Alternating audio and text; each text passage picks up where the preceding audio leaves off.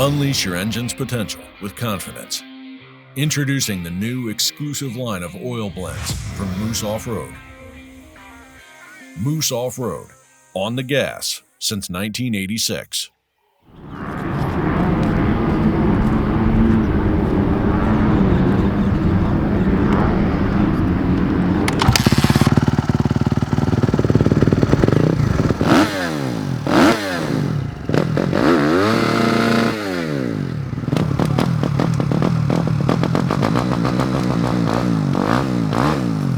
We tried to make a cool clip.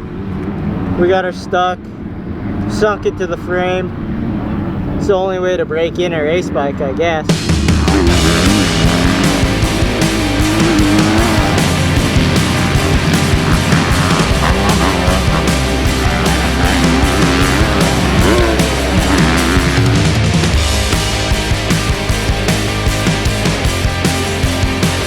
What's up guys, we're here at Glen Helen Raceway and this is my 2024 RM-Z250 race bike.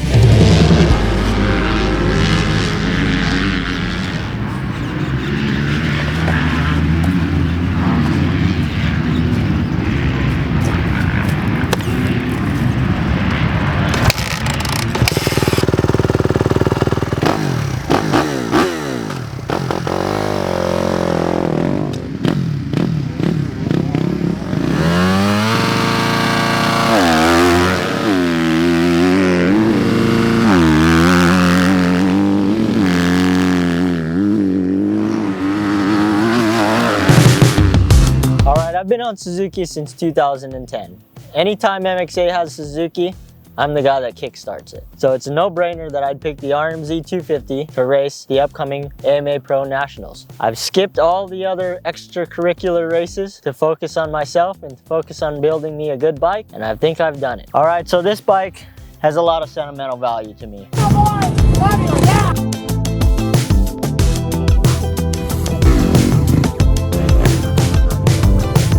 We've qualified for a national on it, completely stock engine, stock suspension, and we all know the stock suspension set up for about a 300-pound rider. So it was very stiff, but we made it happen. This bike has been stolen. It's appeared on way too many Ring doorbell cameras than I'd like it to. Luckily, the motocross community came together and we were able to get it back in the same day. And now we're here with a full XPR engine and ready to go rip it up at the Nationals. So now everyone knows the most important part about the 250 class is the engine. And my engine was built by Chad at XPR. The reason why I chose Chad is because his customer service was next level and he was willing to work with me. And I honestly, you walk into Chad's shop, you could eat off the floor.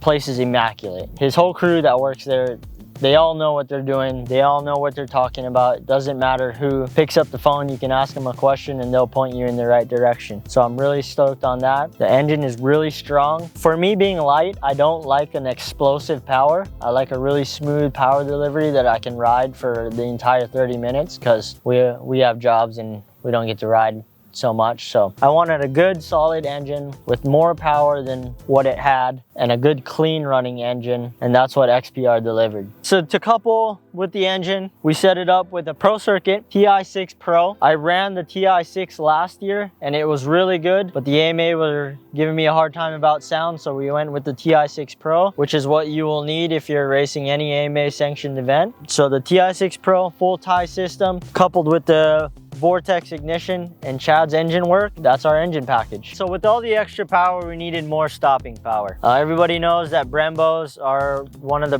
best brakes out there in the market. We got a hold of MotoMaster and they sent us their billet aluminum calipers front and rear with their oversized 270mm front rotor. These brakes are pretty much factory brakes that are available to the public. They have a really progressive feel, but when you yank that lever, it stops the motorcycle. So that's one thing that was definitely a massive improvement on this bike and one that I'd recommend. All right, as far as suspension, I gave my suspension guy fits for this.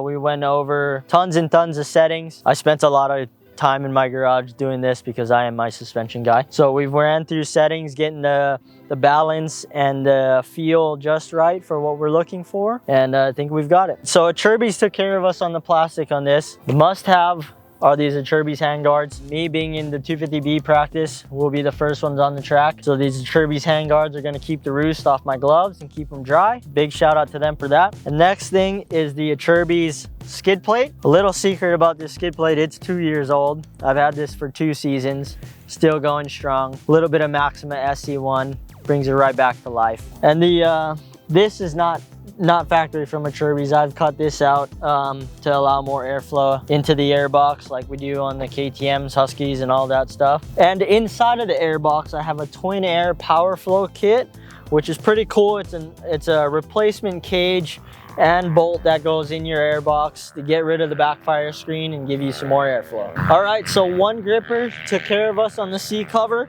This seat cover is completely waterproof, ultra grippy, and will keep your seat foam fresh. I've had one of these seat covers on for the past 2 seasons and my seat foam was brand new after taking it off, and I did not experience any rips or tears, which was really nice. As far as grips go, everyone loves lock-ons, but I prefer the ODI glue-on grips. I have smaller hands. My carpal tunnel gets bad at sometimes, so the glue-on grips help me with vibration. My hands don't go numb, so that's why I choose those.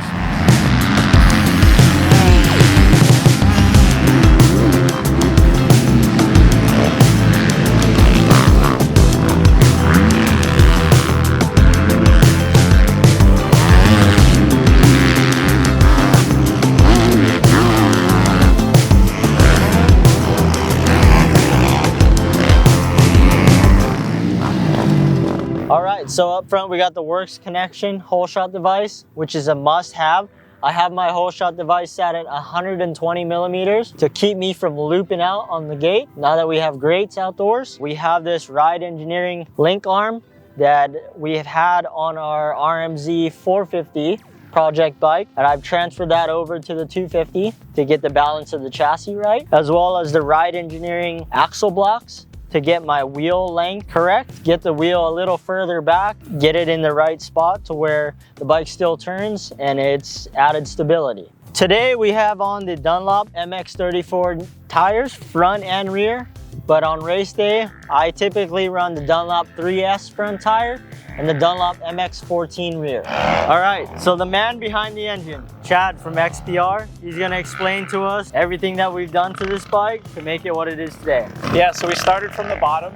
We started with the transmission and the gearbox. We wanted to make the shifting a lot better, a lot smoother under load. So we did our transmission treatment. Then we moved over to the crankshaft. We balanced the crank and did a stronger rod. Worked our way up to the piston. We did a high compression piston. From there, we went to the head. We did 2 different head specs in testing. We came up with one that we felt was the best. So then from there, we did valve seat, valves, valve springs, and then the cams. So we degreed the cams in for what we wanted for this bike. The bike's really good, stock with the low end, but it needs more legs up top. We achieved it so that we can make more power, keep the low end, but make more power up top so this bike is competitive with the other bikes. With all that, we did some ECU tuning with Vortex, and we mapped it all, and we've been making changes, just trying to squeeze every ounce out of it. We did a couple other things like the manual cam chain tensioner, just so that we can reduce a little bit of friction when the motor is hot. It helps keep the motor feeling free. Obviously pipe and some airbox mods to make it breathe a little bit better.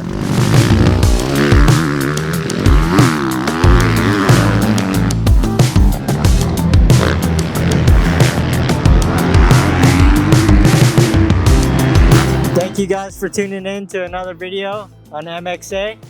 Be sure to cheer on all the orange helmets that you see out there at the National, and be sure to like, subscribe, stay tuned to motocrossactionmag.com to stay up to date, and we'll catch you in the next video.